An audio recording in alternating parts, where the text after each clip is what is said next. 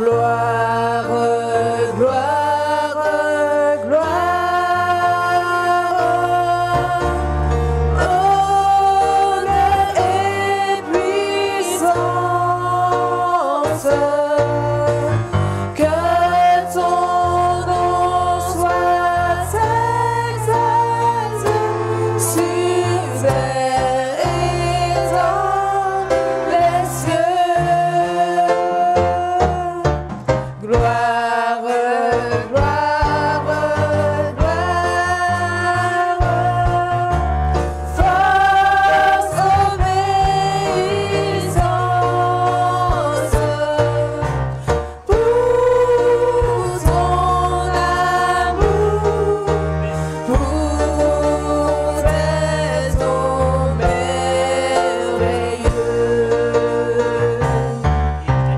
Pour ton amour, pour tes dons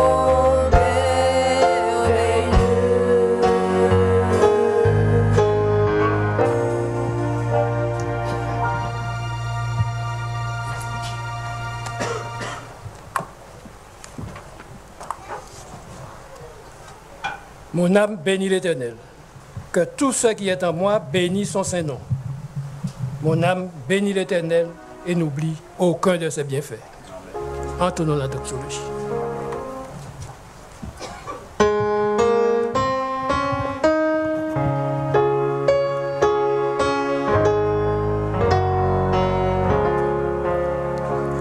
Nous t'adorons, ô Dieu, nous te louons, Seigneur. Envoie ton Esprit Saint et viens habiter dans nos cœurs. Amen.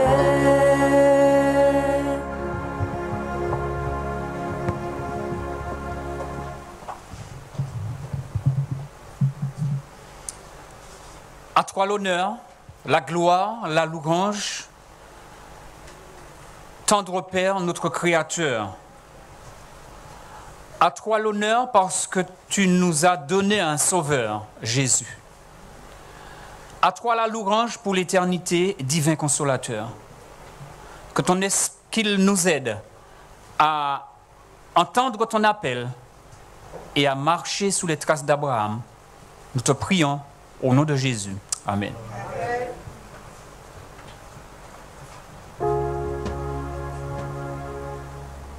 Frères et sœurs, bonjour.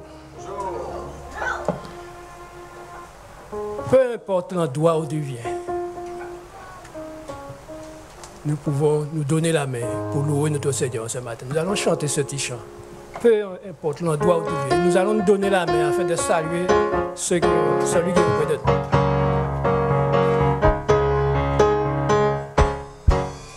Peu importe l'endroit où tu viens, si tu te tiens au creux de sa main, si tu as le cœur comme le mien, donne-moi la main, mon frère, tu seras.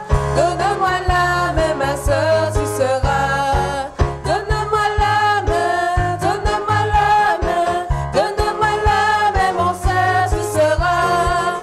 Donne-moi la main, donne-moi la main, donne-moi la main, ma soeur, tu seras.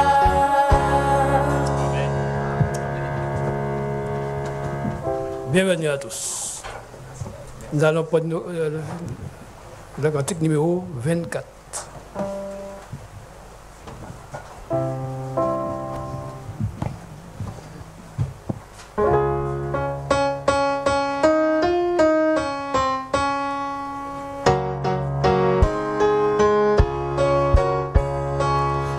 Alléluia, louange à Dieu, chrétiens célébrons en tout lieu son nom et sa puissance.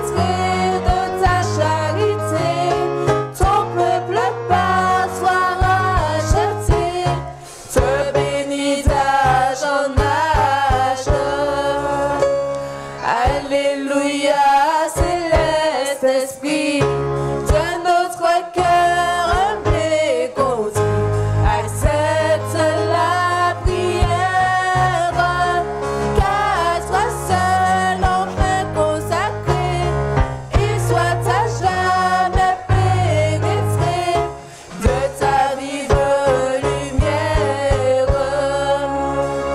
Alléluia.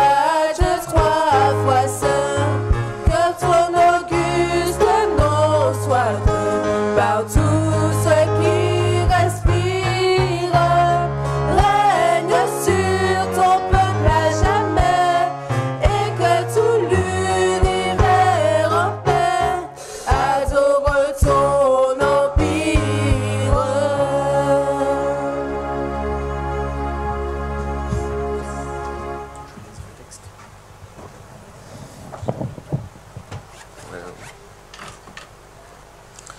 Alors, dans Genèse 12, verset 1 à 3, il est dit « L'Éternel dit à Abraham, va-t'en de ton pays, de ta patrie, de la maison de ton père, dans le pays que je te montrerai. Je ferai de toi une grande nation, et je te bénirai. Je te rendrai ton nom grand, et tu seras une source de bénédiction. » Okay. Nous allons nous prosterner pour la prière.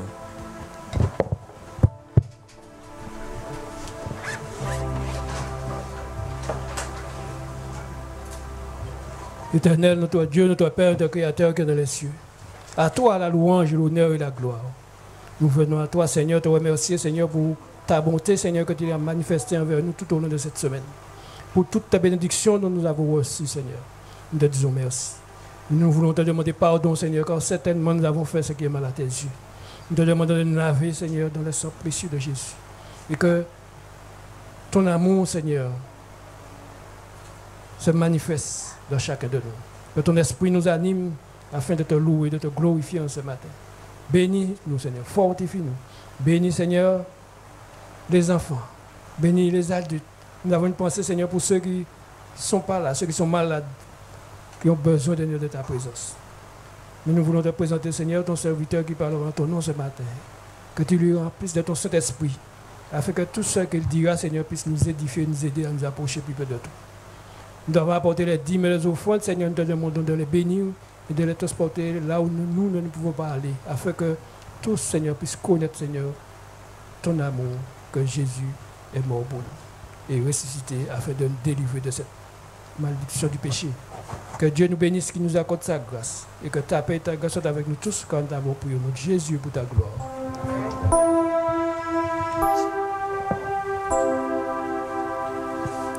Jésus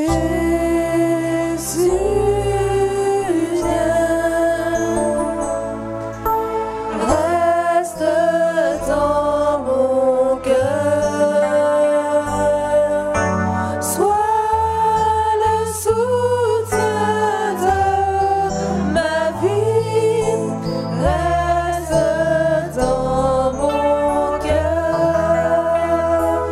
oh oui, reste dans mon cœur.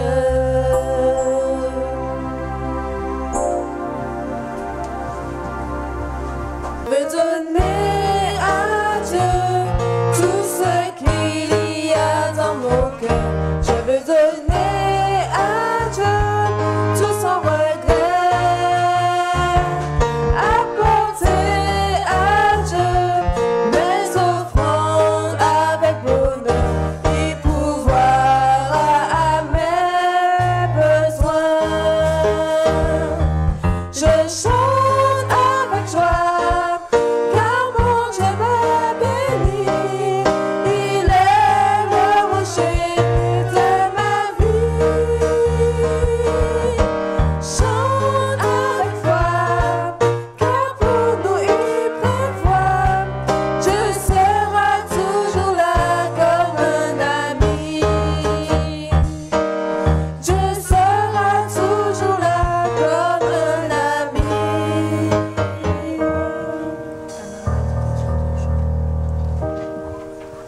Le psaume 24, le verset 7 nous dit « Portes, élevez vos linteaux, élevez-vous, portes éternelles, que le roi de gloire fasse son entrée. Si on poursuit, qui est ce roi de gloire? J'ai pas entendu. Qui est ce roi de gloire? L'Éternel fort et puissant, l'Éternel puissant dans les combats. Portes, élevez vos linteaux, élevez les portes éternelles, que le roi de gloire fasse son entrée. Qui est donc ce roi de gloire? L'Éternel des armées. Voilà ce roi de gloire. Chantons ensemble le numéro 27, Adorons le roi.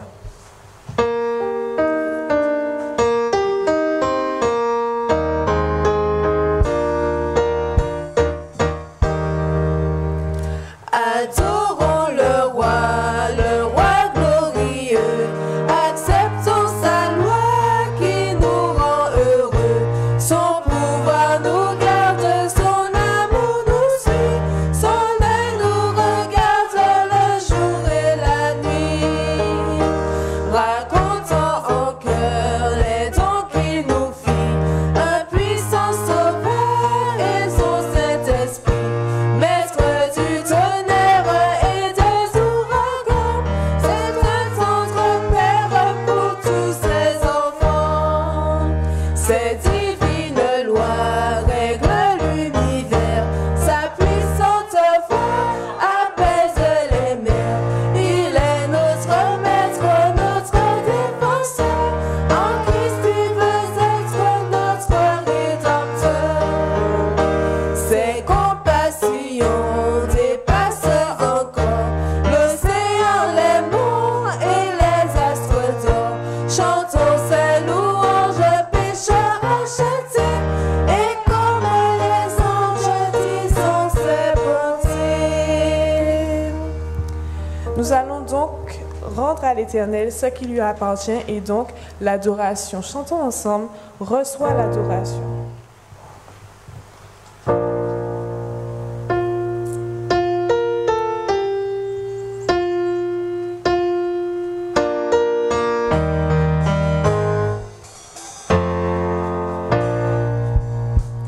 Reçois l'adoration, tu es le roi de gloire, notre victoire.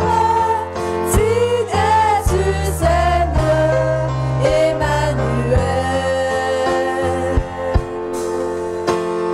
Dieu de lumière élevé dans les cieux, rempli de grâce et de paix, environné de louanges et de feu, gage de l'éternité.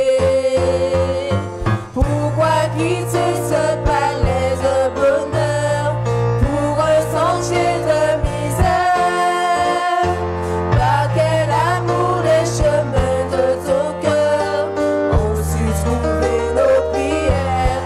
Reçois l'adoration, tu es le roi de gloire, notre victoire. Digne es-tu, Seigneur, Emmanuel. En cette foi que ton cœur a montré, je veux puiser mon secours sur le chemin que ta vie a tracé. Je marcherai chaque jour. Garde mes yeux des attraits de ce monde. Garde-moi près de la croix, dans le lieu saint où mon âme est féconde, d'humilité et de joie. Reçois l'adoration, tu es le roi de gloire, notre victoire. Digne es-tu, Seigneur, Emmanuel.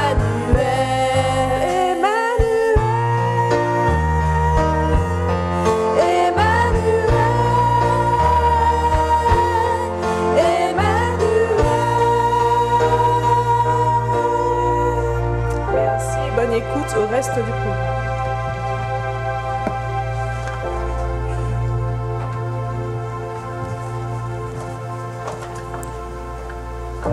Ce matin, nous avons le frère Raphaël Michel avec nous. Et c'est lui qui nous donnera ce pain de vie. Il est ancien d'église, responsable de santé, du ministère personnel. Il est marié, 2 enfants. Il y a un enfant avec lui et sa femme ce matin. Puis se mettre debout, qu'on puisse les voir. Bienvenue, Barbe. Le frère Michel.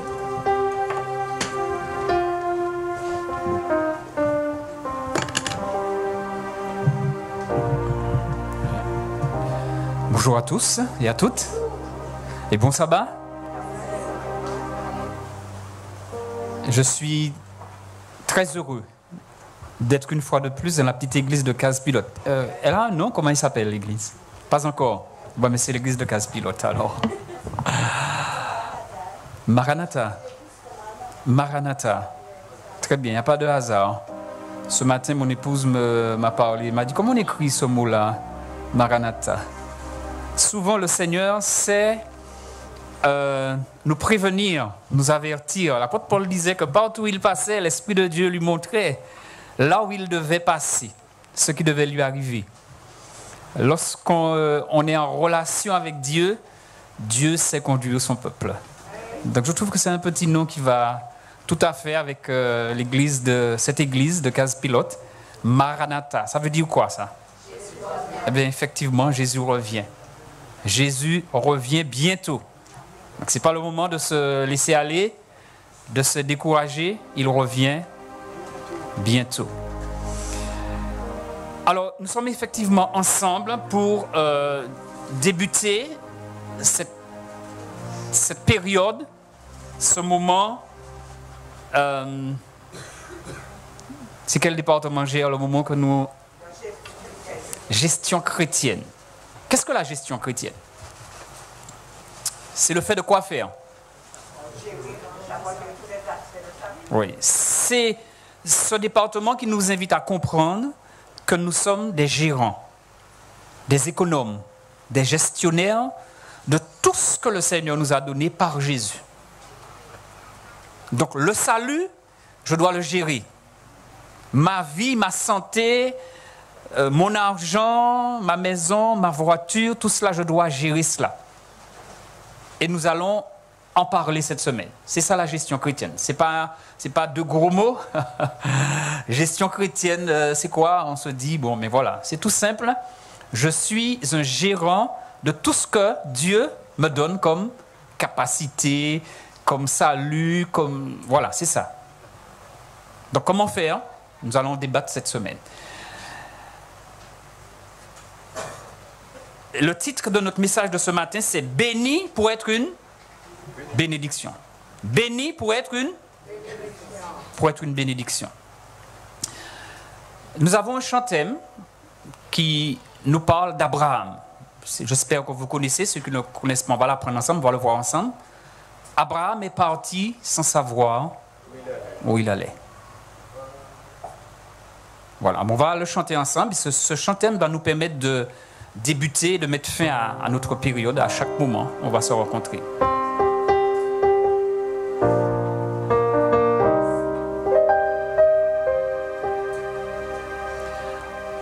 Abraham est parti sans savoir où il allait. Va, quitte ton pays, ta famille, ta patrie. Va, Abraham, va, Canaan t'attend. C'est une phrase, mais on va reprendre. Va, Abraham, va, Canaan t'attend là-bas. On va reprendre, j'ai sauté une phrase. Voilà, on reprend.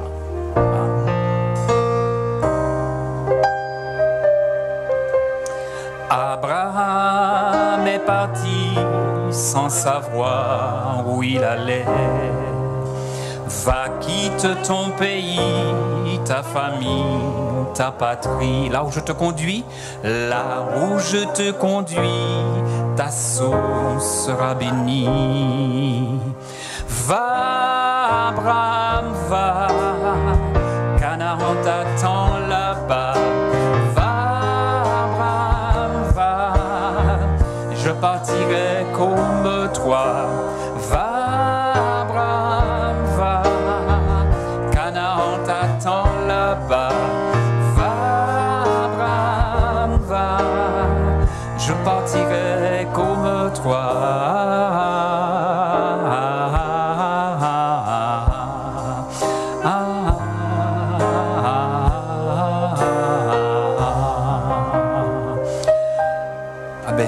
Dieu soit loué, vous chantez merveilleusement bien. Alléluia. Au ciel, ce sera beau avec vous. Donc, vous devrez être là. Hein? Ok. Alors, pour l'instant, on prend la première strophe et puis on va chercher les paroles pour la suite et puis on va chanter deux strophes, 2 ou 3 strophes. Mais c'est un très beau chant, n'est-ce pas? Qui résume l'histoire d'Abraham. Dieu l'appelle et il part sans savoir où il va. Sans savoir où il va. Aujourd'hui, nous allons partager le sermon d'aujourd'hui, qui n'est pas de moi. Je me fais l'interprète du pasteur Iskia Missia. Je crois qu'il est indonésien, avec un nom pareil, Iskia Missa. C'est vrai que son nom ressemble à Messie. Et c'est lui qui nous parle en ce matin. On va chercher le texte, je pense que ce sera affiché, Genèse 12, versets 1 à 3. Genèse, chapitre 12, versets 1 à 3.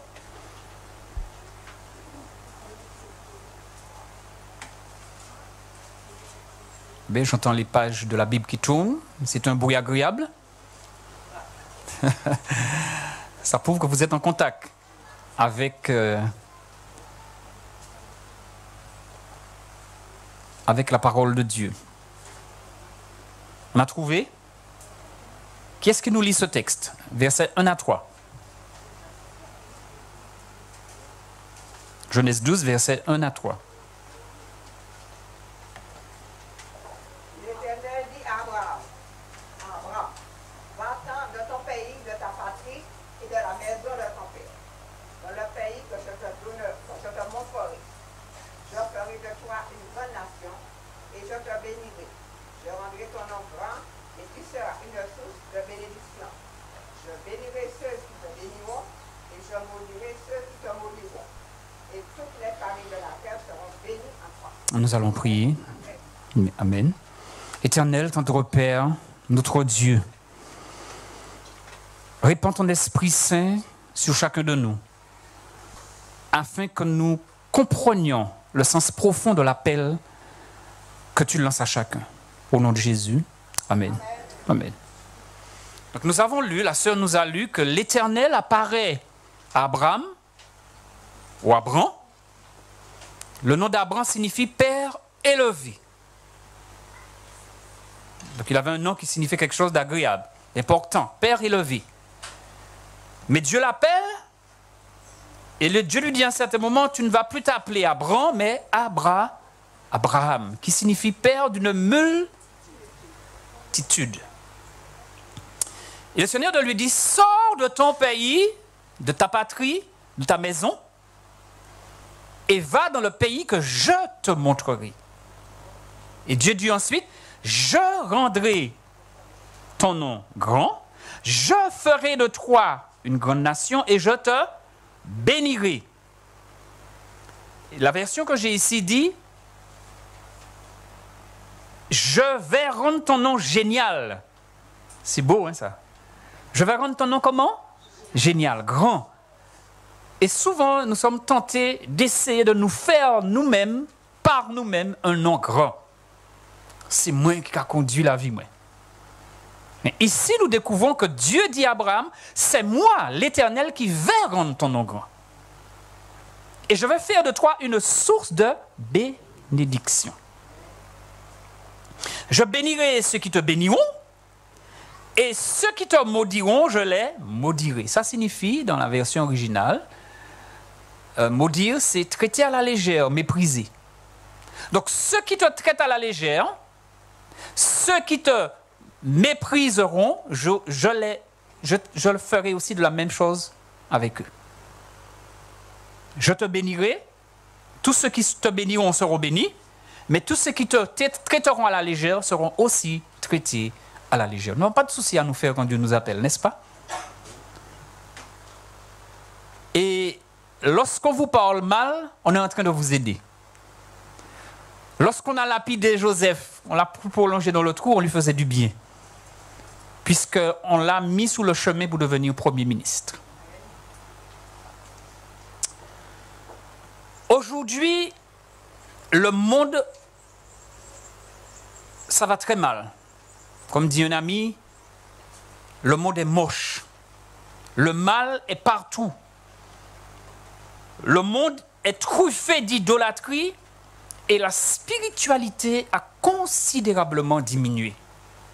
Satan travaille plus que jamais auparavant, car il sait que son temps est sur le point de se terminer. On aurait dit qu'il a réussi à conquérir ce monde et il le revendique comme lui appartenant. Mes chers amis, chers frères et sœurs, depuis que cette terre a été créée, il y a environ 6000 ans, Satan ne gagne jamais parce que Dieu a préservé un peuple depuis chaque génération. Amen, oui. Et dans la lignée ininterrompue d'âge en âge qui commence avec Adam, Dieu a choisi des personnes fidèles qui l'aiment et qui l'honorent dans tous les aspects de leur vie. L'une de ces personnes était Abraham ou Abram. En son temps, Dieu a préservé Abraham pour qu'il soit un modèle et un gardien de la loi pour les générations futures. Donc un exemple. Un auteur chrétien a écrit « L'Éternel a choisi Abraham de la lignée de Seth et il l'a nommé gardien de sa loi pour les générations futures. Abraham a grandi au milieu de la superstition et du paganisme. » Ça signifie quoi?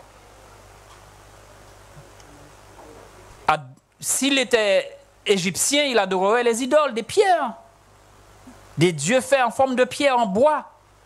Il n'adorait pas le vrai Dieu. Et puis la superstition. Dans le monde, il y a beaucoup de superstitions. Il ne faut pas passer sur une échelle. Alors, si vous étiez enfant il y a quelques années, et puis vous cassez une bouteille d'huile, alors là, malheur à vous. Hein. Les parents vous disaient toutes sortes de « Ah, vous cassez une bouteille d'huile moyen, actuellement, nous avons attrapé mal, etc. » Il ne fallait pas casser un miroir. Donc, Abraham a connu ça, la superstition et le paganisme. Même la maison de son père, par qui la connaissance de Dieu avait été préservée, cédait aux influences séduisantes qui les entouraient et servaient d'autres dieux que Jéhovah. Donc voilà là, le contexte de la vie d'Abraham. Sa famille connaissait Jéhovah, mais elle avait cédé aux influences idolâtres et d'idolâtrie de l'époque. Abraham vivait à une époque d'apostasie. Ça signifie quoi l'apostasie? On connaît Dieu, on sait ce qu'il faut faire pour adorer Dieu, mais on s'éloigne, on fait ce qu'on veut. Donc Abraham a vécu une époque d'apostasie. Vous devez savoir que l'époque d'Abraham n'était pas une époque de pauvreté.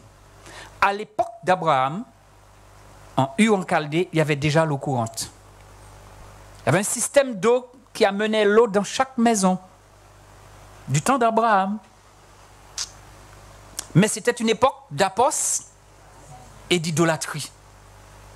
Il était entouré d'un environnement diabolique séduisant. C'est ça que je veux dire là. C'était séduisant. Il habitait un pays où c'était le mot m'échappe, mais la première civilisation du temps. C'était séduisant, mais c'était diabolique. Cependant, Abraham demeura ferme dans sa foi parmi les infidèles et continua à adorer le seul vrai Dieu. On va parler un petit peu de l'appel. À quel âge Dieu appelle les gens? L'âge n'a pas d'importance quand Dieu appelle quelqu'un à le suivre. Dieu appela Samuel à l'âge de 11 ans dans la maison du prêtre Élie. Il a appelé David à être roi à l'âge de 30 ans. Et quand on se souvient de la petite servante du temps d'Élisée, quel âge elle avait? Peut-être 8 ans, peut-être 7 ans. Elle a dit une parole. Ah, si mon maître connaissait le prophète, il serait guéri. Donc quand Dieu appelle, il ne regarde pas l'âge. Donc, on a estimé que quand Jésus a appelé les 12 disciples, ils avaient presque tous moins de 18 ans, peut-être 16, ils étaient adolescents la plupart. Pierre, Jacques, Jean, etc. Ils étaient probablement encore adolescents et célibataires.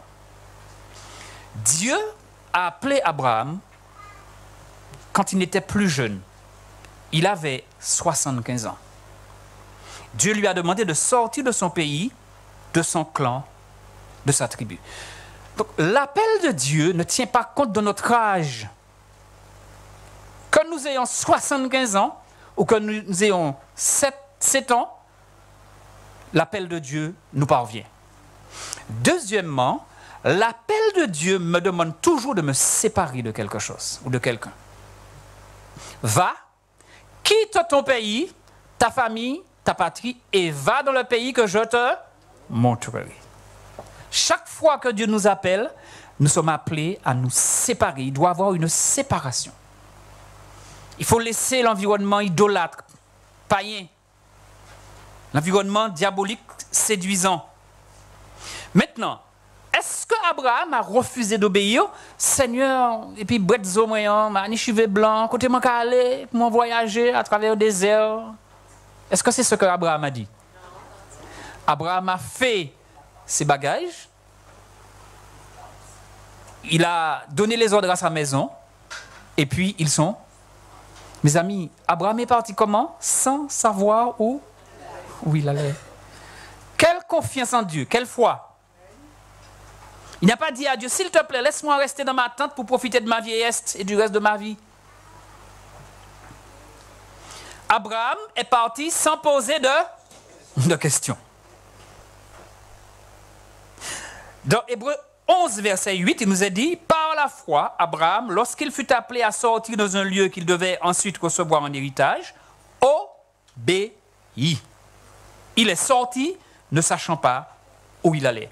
Mes amis, chers frères et sœurs, c'est le genre de foi dont nous avons besoin maintenant, vous et moi. Tous les chrétiens devraient posséder cette foi. L'obéissance d'Abraham, c'est la preuve de la foi qu'il avait, sa foi en des choses invisibles. Qu'est-ce que la foi? Je vais donner un exemple de la foi. Vous avez une somme d'argent. Vous ne voulez pas la laisser à la maison parce que ça devient un petit peu dangereux. On m'a raconté l'expérience d'une dame qui vendait au marché, qui avait une voisine. Sa voisine voit qu'on est en train de déménager. Elle dit, voisine, moi, je vais déménager. Et puis quand la voisine arrive, les voleurs sont venus, ils ont littéralement déménagé la maison. On a dit qu'ils sont venus avec un conteneur. Ils ont tout pris. Des voleurs qui ont déménagé la maison de quelqu'un. Alors aujourd'hui, on ne peut pas laisser l'argent à la maison. Et la voisine te dit, mais mon copain, c'est où qui a déménagé? Elle n'a pas vu, de loin elle a vu, mais elle ne s'est pas rapprochée. Vous avez cette somme d'argent, vous ne voulez pas la laisser chez vous. Vous allez à la banque et vous placez cet argent à la banque et vous tournez le dos. Ce que vous venez de faire là, ça s'appelle la foi. Ça vient du mot fide. Ça dit c'est faire confiance. Vous faites confiance à la banque et vous tournez le dos. C'est pas ça que vous faites, hein? Vous ne pouvez pas dire, où sur l'argent qui était là ou... Non, vous ne faites pas ça. Vous tournez le dos et puis vous partez. Votre argent est en sécurité. C'est ça la foi. La foi contient 3 aspects. La croyance, la confiance et l'obéissance. Savoir, je crois. Il y a un élément sentimental qui est la confiance. Et c'est ça que Abraham a fait. Il a fait confiance à Dieu. Il est parti sans savoir là où il va. Donc Abraham nous a donné un excellent exemple d'obéissance. Et il nous permet de savoir comment obéir aux ordres de Dieu, quoi qu'il en soit, même sans savoir où la route finira. Dieu m'appelle, il me dit de le suivre. Je ne sais pas où ça va finir, mais je lui fais confiance. Mes amis, ceux qui comptent sur la foi sont bénis avec Abraham, l'homme de foi. Amen? Oui, nous serons bénis comme Abraham si nous lui emboîtons le pas dans la confiance que nous faisons à Dieu lorsque nous recevons l'appel. Pourquoi Dieu a-t-il appelé Abraham? Mes amis, quand Dieu fait quelque chose ou permet que des choses se passent dans nos vies, il y a une raison et un but.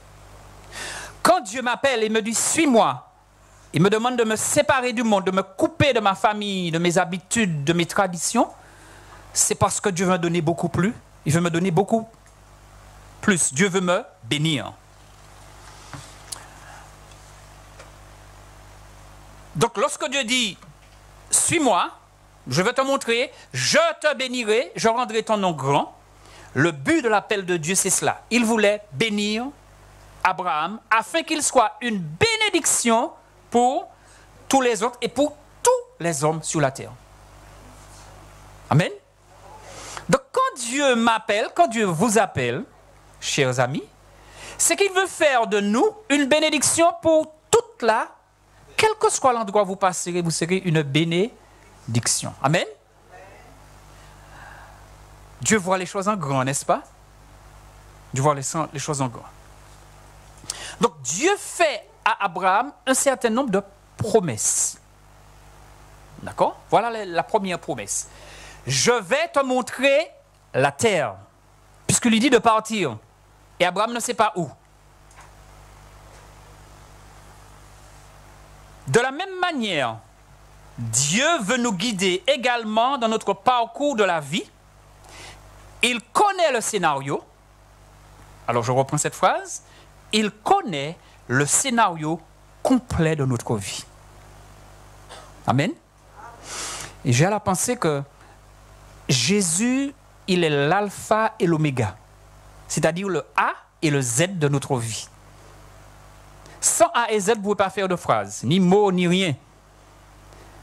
D'accord? Et Jésus connaît ma vie de A jusqu'à Z.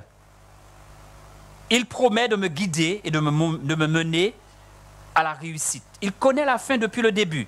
Il prépare donc toutes les meilleures choses pour nous, mais il a besoin de notre totale soumission à sa direction et à sa volonté.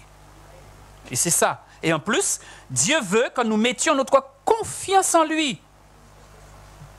Il a promis de vous guider dans vos études supérieures. Il vous conduira à réaliser votre ambition. Il vous mènera à un travail intéressant. Il vous guidera dans la recherche de votre âme sœur, le mariage. Souvent nous sommes pressés, nous commettons des erreurs. Il vous conduira à l'endroit où il veut que vous alliez servir. Il finira par vous conduire vers la terre promise, la patrie céleste, le paradis. Mais à une condition, vous devez lui faire confiance et obéir. Amen. Donc, faire confiance et obéir, il n'y a pas d'autre moyen d'être heureux en Jésus.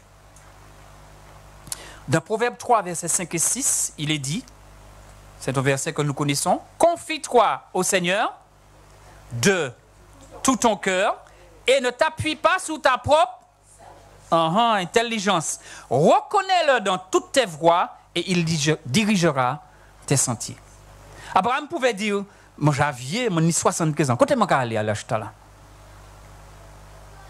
Mais il a accepté de faire confiance, non pas à lui-même, à sa propre sagesse, mais de faire confiance à Dieu et à l'appel qu'il lui faisait. Nous serons bénis si nous faisons confiance et obéissons. Ces temps-ci, nous pouvons bénéficier d'un ciel étoilé. Quels sont ceux qui prennent le temps de lever la tête vers le ciel? C'est bien. Vous devez savoir que lorsque vous faites cela, vous faites du bien à votre santé.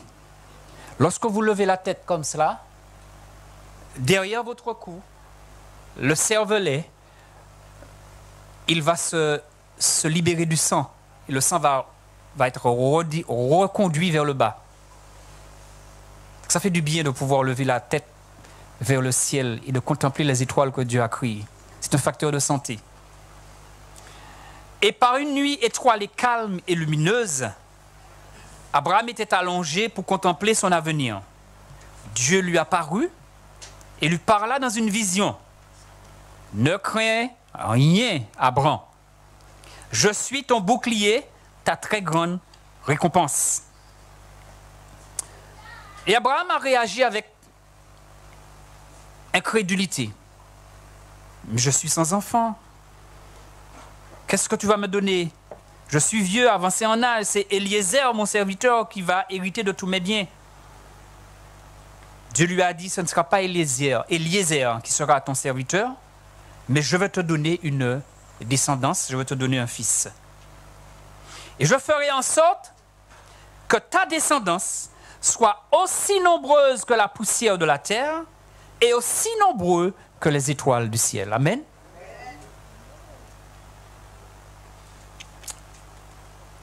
Selon une analyse du Centre de recherche démographique,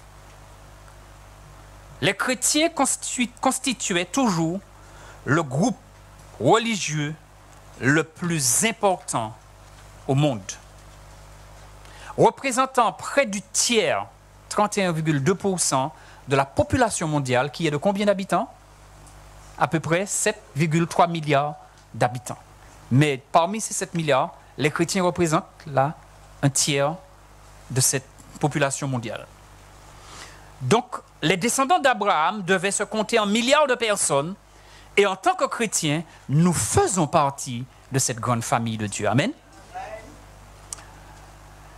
Le bureau de la Conférence générale des Adventistes du 7e jour a déclaré qu'en 2017, le nombre total de membres de l'Église s'élevait à 20 8 779 membres. Amen. Par la grâce de Dieu et l'œuvre du Saint-Esprit, ce nombre augmentera de plus en plus dans les années à venir et de nombreuses autres âmes rejoindront le peuple de Dieu. Sommes-nous vraiment les descendants d'Abraham? Alors, Galates 3, versets 26 à 29 le confirme. On va le lire.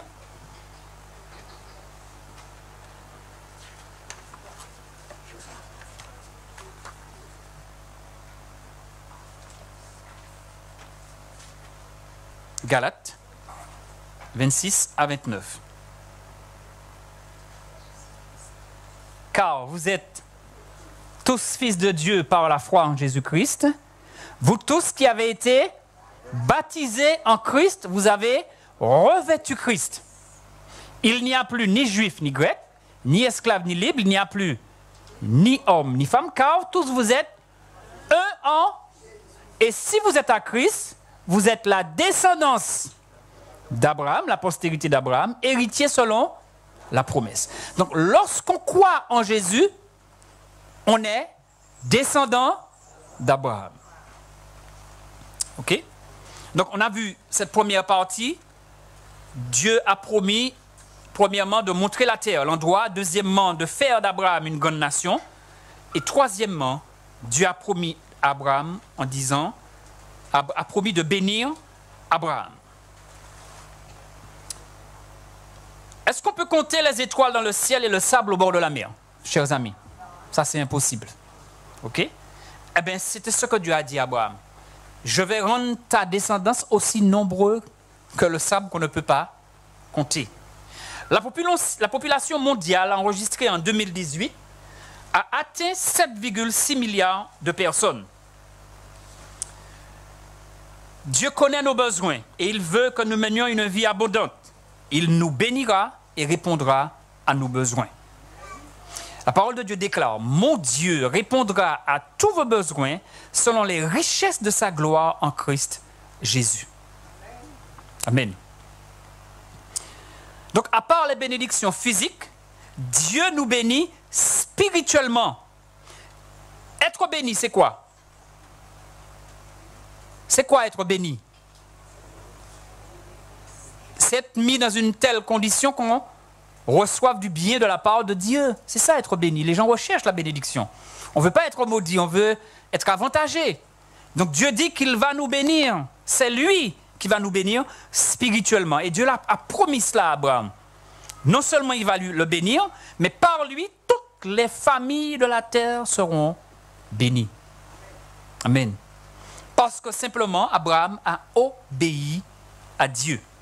Ça, c'est une grande promesse que Dieu fit à Abraham. Tous les habitants de la terre seraient bénis par ses descendants, non seulement par l'évangile, mais aussi par la technologie, la science, la communication et l'invention médicale. L'État d'Israël, le 100e plus petit pays du monde, est composé des descendants directs d'Abraham.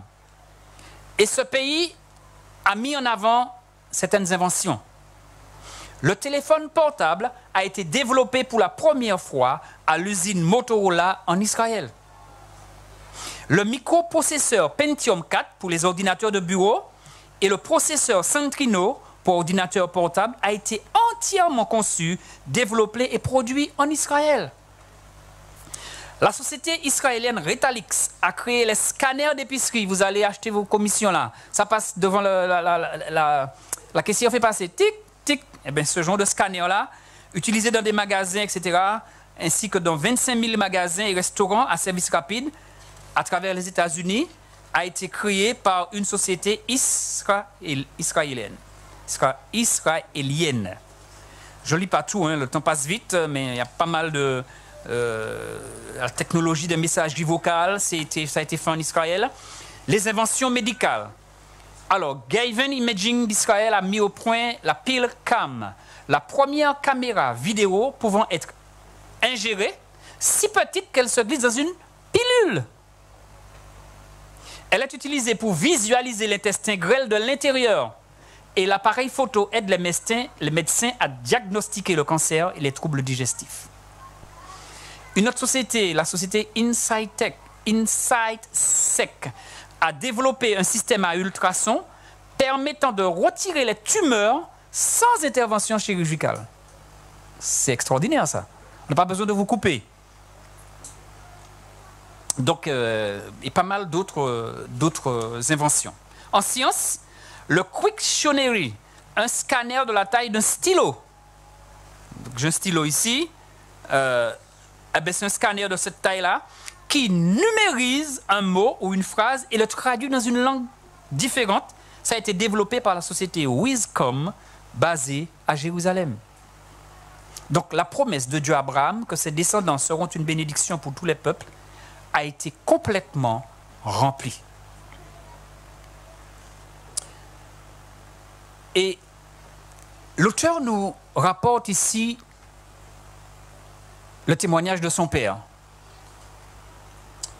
Lorsqu'il pense à la promesse de Dieu, cette promesse de bénir Abraham et à travers Abraham de bénir toutes les familles de la terre, il dit qu'il se souvient que son père était directeur d'école et appartenait à une église, pas une église adventiste, une église où on se rendait à l'église le dimanche. Et il dit que même si son père était ancien d'église, son père était un ivrogne. Et avant de partir prêcher, son père devait boire 2 tasses de liqueur forte. Et son père agissait ainsi pour ne pas avoir peur de prêcher, de ne pas avoir peur devant les gens et pour avoir la parole facile. Et pendant les fêtes de Noël, on le voyait passer avec son costume immaculé, blanc, il se tenait droit et il allait à l'église. Mais au retour, pour retourner chez lui, on le trouvait dans les caniveaux et on devait souvent le ramener chez lui. Parce qu'il ne marchait plus droit. On le trouvait ivre couché dans un fossé et on devait le ramener à la maison. Pour se défendre et se protéger, il portait autour du ventre une amulette, ce qu'on appelle ici en protection. On connaît ça? Il y a des gens qui mettent des protections, ils épinglent ça à l'intérieur de leurs vêtements. Donc son papa avait cela. Et il y avait un pouvoir satanique dans cette protection. Et les gens, quand il jouait au football, on avait peur de lui, on avait peur d'entrer en contact avec lui. Parce que les gens avaient peur d'avoir mal, de se casser une jambe ou d'avoir quelque chose de semblable. Et lorsque cet homme passait dans le village, les villageois s'inclinaient devant lui avec respect. On le craignait, on avait peur de lui. Mais un jour, il a reçu l'appel de Dieu. Sa conversion est arrivée. Quelqu'un a placé un dépliant pour une série évangélique de prédication de l'évangile et un tract qui parlait du sabbat à l'entrée de sa maison. Il a lu ce tract, il a assisté fidèlement aux réunions d'évangélisation, il est devenu convaincu de la vérité du sabbat et lorsque le prédicateur a lancé l'appel, il est allé devant et a pris sa décision d'accepter Jésus comme sauveur personnel et d'être baptisé. Après son baptême, il n'a plus bu. Il a jeté son amulette, sa protection, il est devenu sobre, il s'est avéré être un homme bon. Mais il y a eu des résultats assez catastrophiques. Il a été licencié de son poste de directeur d'école. Il a été désavoué par sa famille, détesté par ses amis. La communauté l'a expulsé et a estimé qu'il n'était plus digne de vivre dans leur quartier. Ils ont laissé l'île et sont allés habiter dans une île étrangère, un an après la naissance de du pasteur Hiskia. Cet homme a trouvé un nouveau travail d'enseignant de la Bible. Et à un certain moment, quand ce garçon était plus âgé, son père l'emmenait avec lui pour donner des études bibliques. Et il avait l'occasion de voir d'assister comment son père tenait les réunions d'évangélisation. Il s'est familiarisé avec le message adventiste, la doctrine de la parole de Dieu, les 28 croyances adventistes. Et son père lui avait donné comme mission d'être responsable du projecteur de diapositives. Et c'est lui qui était l'opérateur en fait. Et il appréciait ce travail. Et il dit que les Écritures et les doctrines de l'Église se sont profondément ancrées en lui. Et il appréciait le ministère de son père. Après avoir obtenu son diplôme d'études secondaires, il s'est inscrit dans une université de sa ville pour étudier la médecine. Il a passé un examen d'entrée sur certaines matières et tout s'est bien passé. Mais quelque chose est arrivé qui a changé tous ses plans. L'examen final, qui était le test d'aptitude, était prévu pour le sabbat, le samedi. Il devait passer ce dernier test pour pouvoir compléter l'examen d'entrée. Sinon, il allait échouer. Mais à partir de ce sabbat-là, tout a changé. Comme il ne pouvait pas se présenter, il a échoué. Il n'a pas été admis. Et il dit qu'à partir de ce moment-là, il a commencé à se sentir appelé par Dieu à entrer dans le ministère en tant que pasteur. Il s'est donc inscrit à l'Université adventiste d'Indonésie et a étudié la théologie. Il nous dit ici, « Me voici donc aujourd'hui pasteur ordonné pendant 40 longues années. Le plan de Dieu n'était pas mon plan. Il ne m'a pas appelé pour aider les gens à guérir physiquement, mais à guérir spirituellement. Les bénédictions qu'il a, c'est en tant que ministre ordonné de l'Église. Mon père a conduit beaucoup d'âmes à Jésus et à sa vérité. Il se repose maintenant dans la tombe, attendant l'appel du Maître pour l'élever et recevoir une récompense, mais son héritage reste fort. Très jeune, Dieu m'a également appelé au ministère pour continuer ce que mon père avait fait. Je suis maintenant pasteur et j'aime faire ce qu'il a fait. Répandre le message de l'Évangile dans le monde, c'est ma passion d'amener autant d'âmes que possible à Jésus-Christ et pour les aider à être prêts pour sa prochaine venue. C'est une véritable bénédiction pour moi d'être ministre de l'Évangile. J'ai prouvé l'exactitude des versets de la Bible de Genèse 12, versets 1 à 3. Je vous bénirai, vous serez une bénédiction et tous les peuples de la terre seront bénis à travers vous. Mon père et moi avons été bénis d'être ministres de Dieu et une partie de son salut, mais également une bénédiction pour les nombreuses personnes que nous avons servies et avec lesquelles nous avons partagé le message de l'Évangile. Au cours de mes 45 années de ministère, j'ai dirigé des centaines de réunions d'évangélisation et 59 séminaires sur l'Apocalypse. Des milliers de personnes ont entendu le message de l'Évangile et des milliers ont été baptisés et conduites à la croix. Dieu m'avait béni avec la capacité de prêcher et en conséquence, beaucoup de gens ont été bénis par moi et par mon ministère. Et qu'est-ce que nous pouvons dire à cela? Amen. Amen. Je rendrai ton nom grand. Quelqu'un a dit qu'une bonne réputation est plus souhaitable qu'une grande richesse. Mieux vaut avoir peu d'argent, mais avoir une excellente réputation.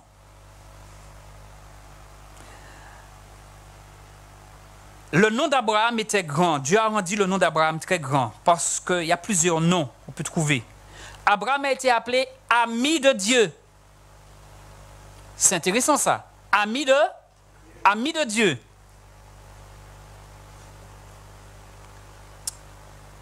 Et c'est Dieu qui a fait du nom d'Abraham un nom grand. On ne t'appellera plus Abraham, ton nom sera Abraham, car je t'ai fait un père de nombreuses nations. Donc, c'est une promesse étonnante. Comment Dieu a appelé un homme, et cet homme est une bénédiction pour toutes les nations. Wikipédia a répertorié 206 États en tant que membre des Nations Unies. Combien de nations au moins qu'on peut connaître? 206 nations. Donc effectivement, Dieu a donné une bénédiction pour que les nations se multiplient. Ça me rappelle un texte de la parole de Dieu quelque part qui est dit, Dieu dit, voici, les nations sont comme une goutte d'un seau. Quand Dieu regarde les nations devant lui, c'est une goutte de seau. Donc les nations sont les descendants d'Abraham. Dieu a poursuivi sa promesse, il l'a accompli.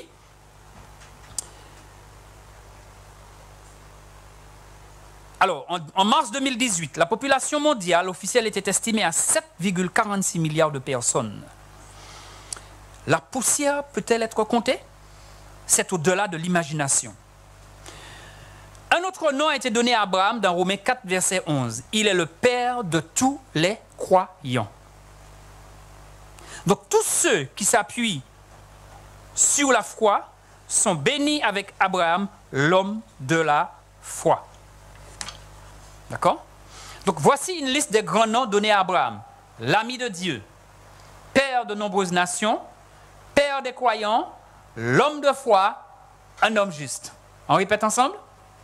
L'ami de Dieu, père de nombreuses nations, père de tous ceux qui croient, l'homme de foi et un homme juste. Nous allons voir maintenant ensemble la raison. Pourquoi Dieu nous appelle? Pourquoi a-t-il appelé Abraham? Genèse 18, verset 19. Nous sommes en train de conclure. Genèse 18, verset 19. Pourquoi Dieu a-t-il appelé Abraham et pourquoi il nous appelle?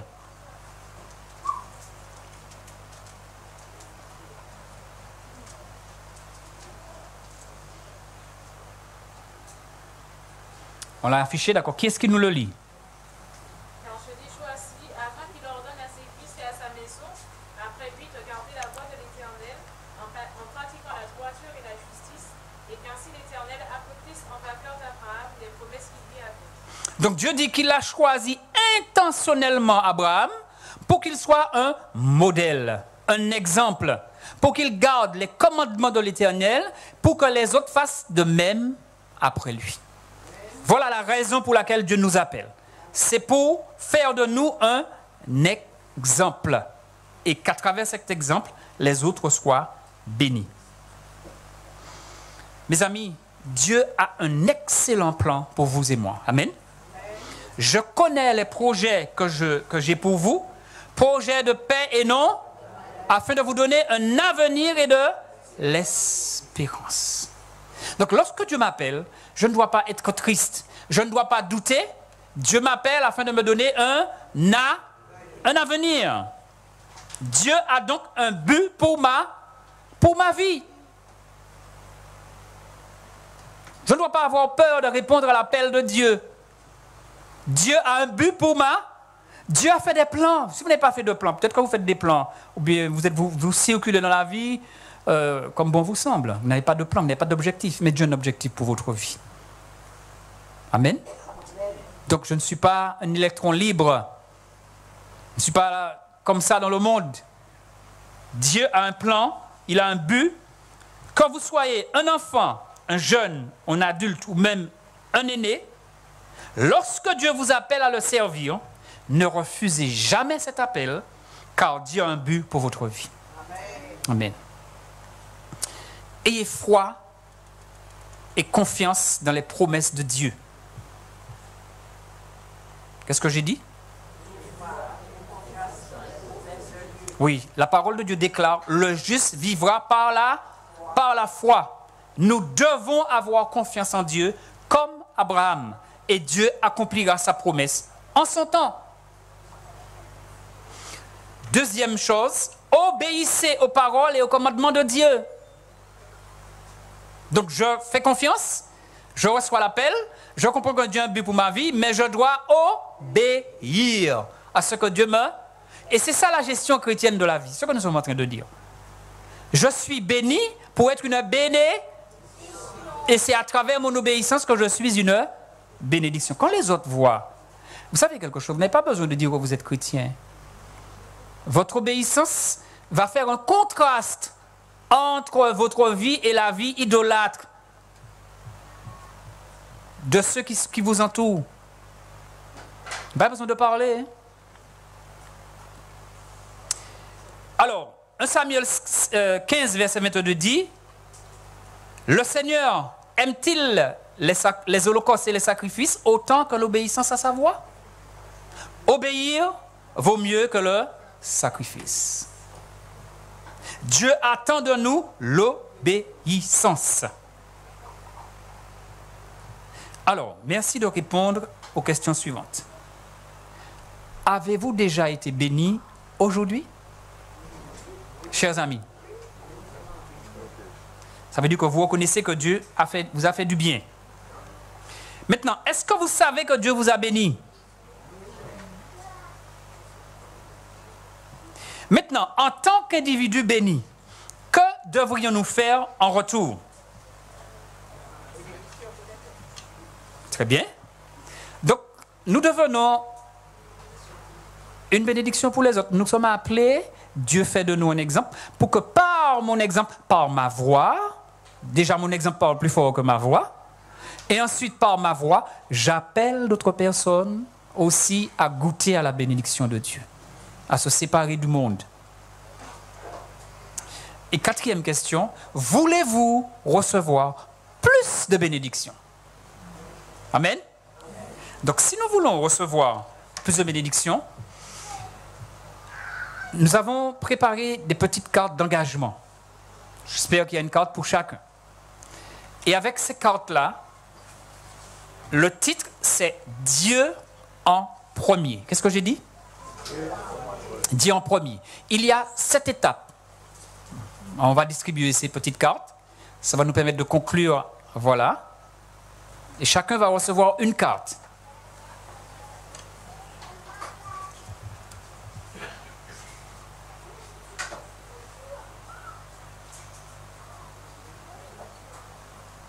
Ce sera le moyen pour nous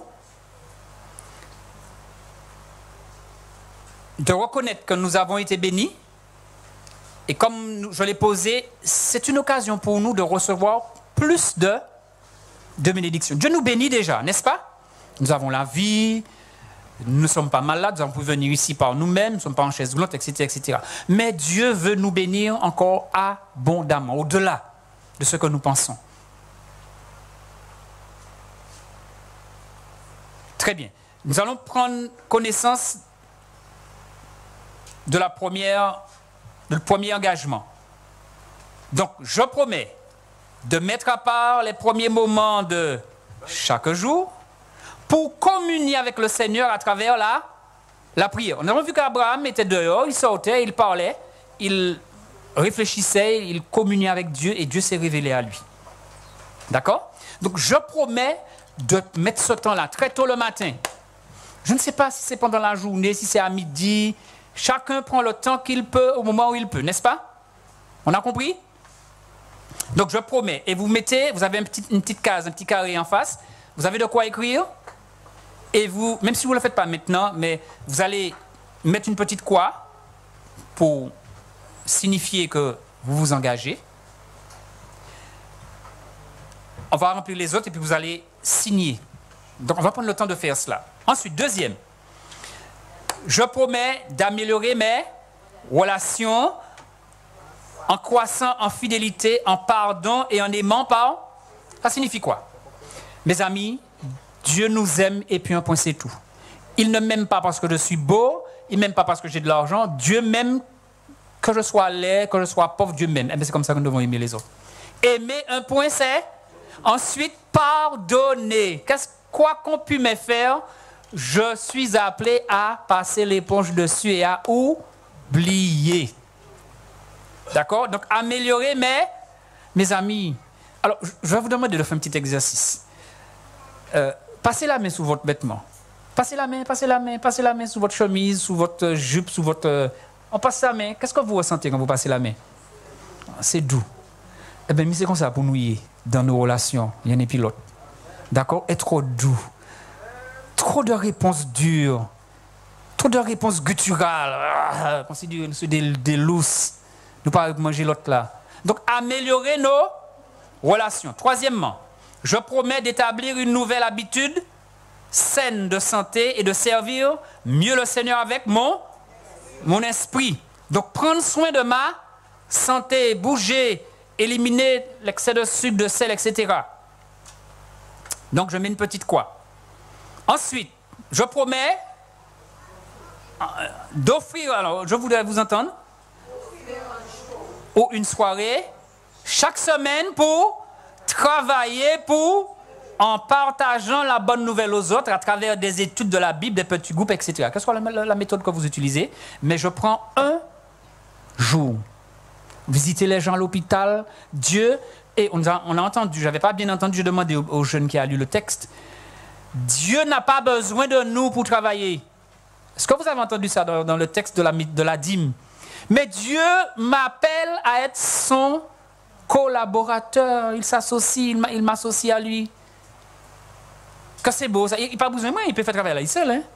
Dieu peut prêcher, il met un avion avec un message. Repentez-vous, Jésus revient.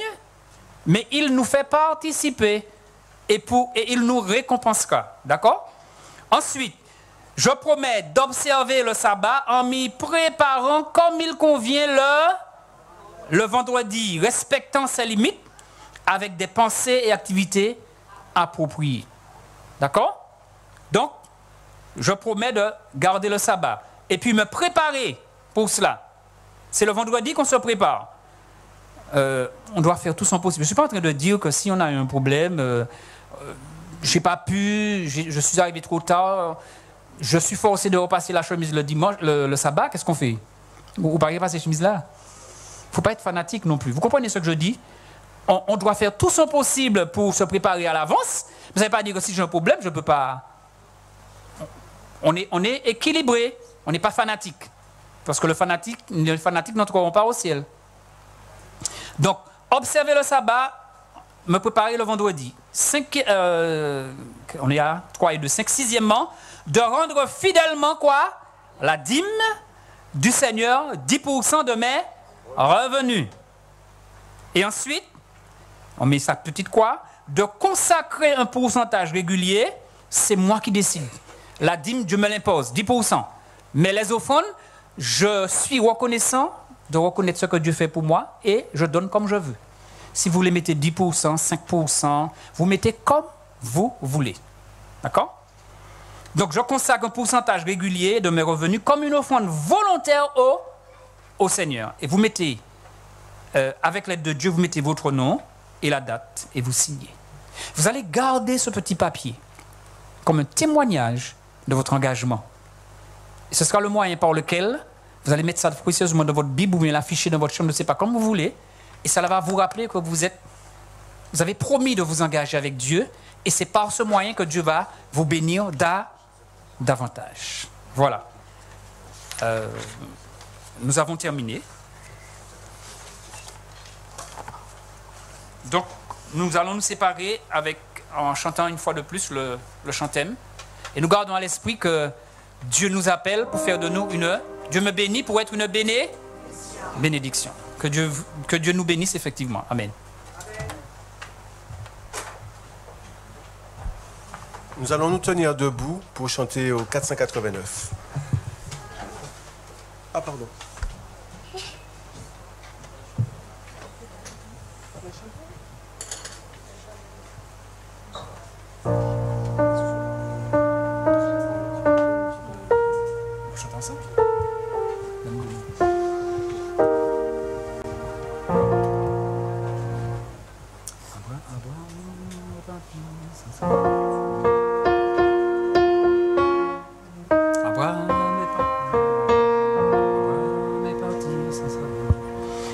Abraham est parti sans savoir où il allait. Je lui avais promis un pays qu'il montrerait. Va, Canaan t'attend là-bas. Va, je partirai comme toi. Va, quitte ton pays, ta famille, ta patrie. Là où je te conduis, ta source sera bénie. Va, Canaan t'attend là-bas. Va, je partirai comme toi.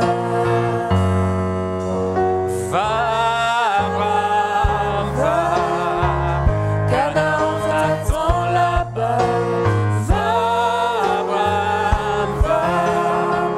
Je partirai comme toi.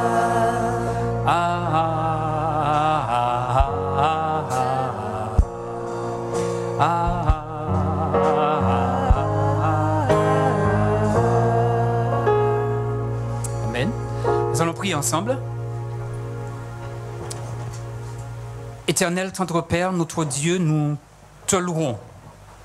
Nous te bénissons de ce que, comme Abraham, tu nous lances aussi un appel à te faire confiance, à te suivre et à comprendre que c'est toi seul qui peux rendre notre nom grand et nous bénir de toutes tes bénédictions.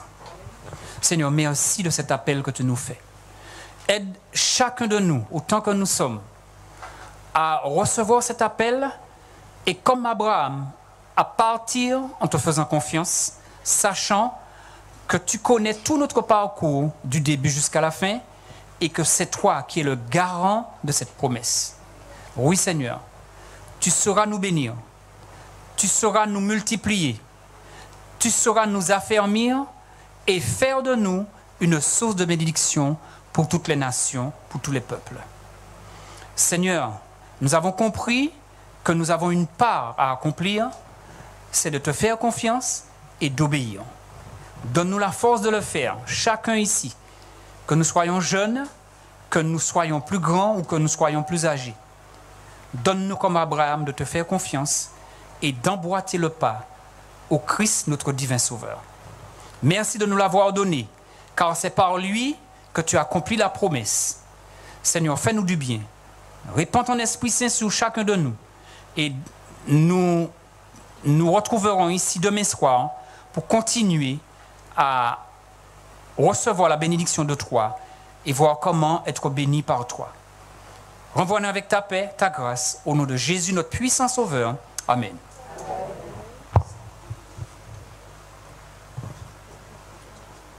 Nous allons chanter le 489.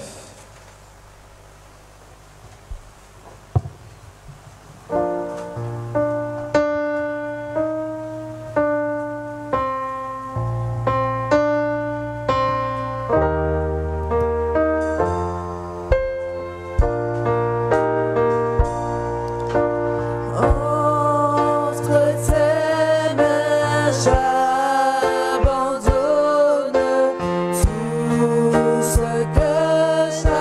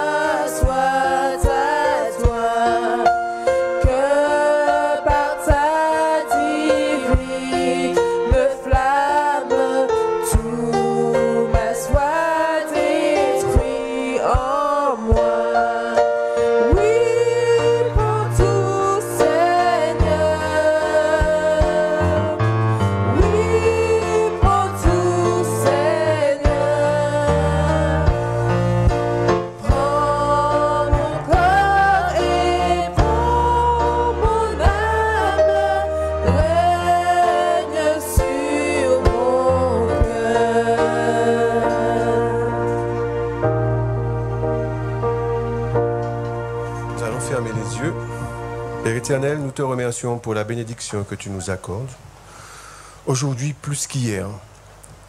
Merci de nous avoir rappelé que tu es bon et généreux et que tu connais la fin avant le commencement. Permets qu'en cette journée, nous puissions rester ouverts à ta parole, méditer et réfléchir sur les paroles qui ont été prononcées ce matin. Accorde-nous ta paix, permets que nous puissions passer un bon moment en famille. Au nom de Jésus-Christ et pour ta gloire. Amen.